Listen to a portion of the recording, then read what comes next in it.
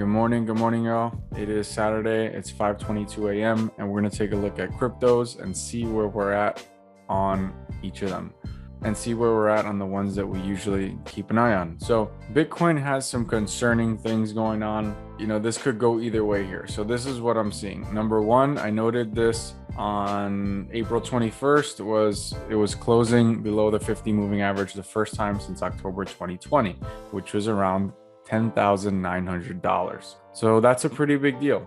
So we saw as it closed below the 50 MA, it ended up falling and it bounced off of the 100 MA. Okay, so we got a 50 MA break. I found support here at the 100-day MA, bounced back up to the 50-day, and then chopped around here for a bit. And then the one thing that I see as concerning is this big $10,000 candle. So from the highs, it was 58,000 and the lows was 48,000. So that's a $10,000 range in one day.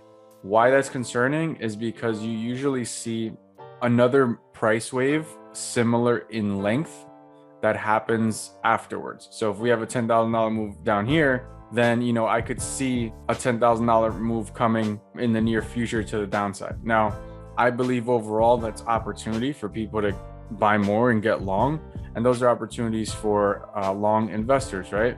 Now, the other thing I'm looking at as a possibility here, you have somewhat of a bottom that formed off of that 100 MA, and then another bottom that's trying to form. To be honest with you, I don't really think that it's going to hold, but I'll note it anyways here in the chart. The reason why I'm not confident in it is because we're now below the 100-day moving average, the 50-day moving average, and the 20-day moving average as well. You have the 200-day moving average below us here.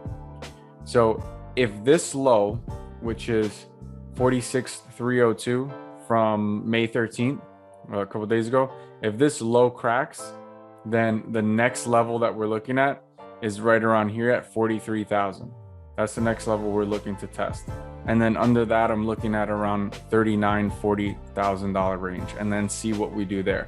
Because then we're going to be near the 200-day moving average. And that's what it looks like on Bitcoin right now. That's, from a technical analysis perspective, I still believe in Bitcoin and crypto and all that. But that's what Bitcoin's doing. Now the other coins are telling a different story. Matic is going crazy. Cardano, which is ADA, is going crazy too. Ethereum is still range bound. So we noted this potential range the other day. And I mean, look how beautiful it is. All I did was take the high of this candle and the low of this candle, which is a doji candle. So basically, when you see a doji and then you see a breakout above, then that's a direction. But this right here is really interesting. This wick, how we flashed up above it, made new highs, and then came back down. That is a false breakout. Okay, so this is a false breakout. So it is still a breakout above this level, but this right here is a false breakout. And then you had a retest of the bottom of the zone, and then it bounced. And now we're coming back down a little bit. So the 8 EMA right here is going to be important for momentum. If this starts to kind of flatten out like that, then price is going to lose momentum and then it'll fall a bit. I don't know how much it'll fall, but then we could look at maybe the 21 EMA. And so this is the potential range that we're in. So, we could do something like this, right? And stay range bound and then decide a direction, whether down or up. So this is just simply a guide, right? This is not a predictor. It's not like, but what happens is when you see it breaking down below certain levels or breaking above certain levels, then that adds to the credibility of the move.